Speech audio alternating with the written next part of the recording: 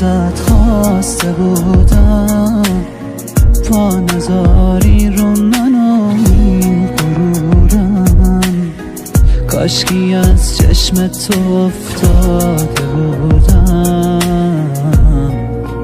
ای کاش نبودم من به اون عشقت گرفتار نبودم، رو صدای خندت حساس نبودم، انقدر اون چشمای تو خاص نبودن، ناز نبودن.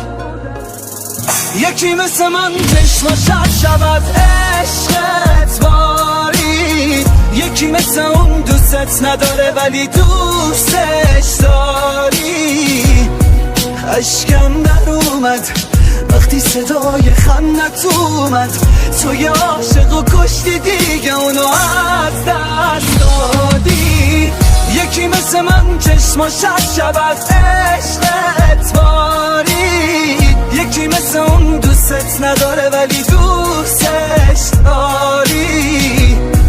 اشکم در اومد وقتی صدای خندت اومد، تو یه عاشق و کشتی دیگه اونو از دست دادی.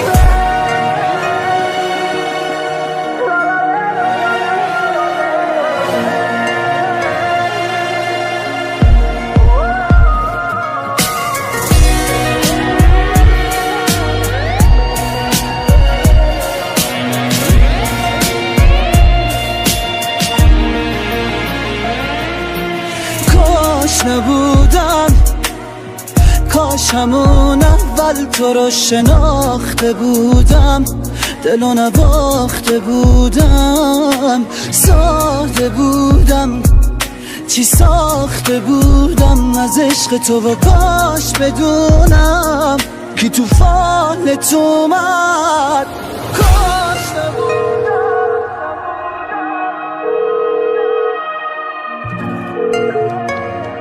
میفهمی احساس یعنی چی؟ اصلا میفهمی حال بد یعنی چی؟ نمیخوای حرف بزنی؟ باشه.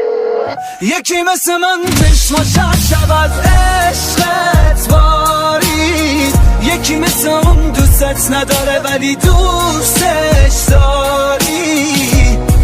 اشکم در اومد وقتی صدای خندت اومد، تو یه عاشق و کشتی دیگه اونو از دست دادی. یکی مثل من چشماش شب از عشقت باری، یکی مثل اون دوستت نداره ولی دوستش داری. اشکم در اومد وقتی صدای خندت اومد، تو یه عاشق و کشتی دیگه اونو از دست دادی.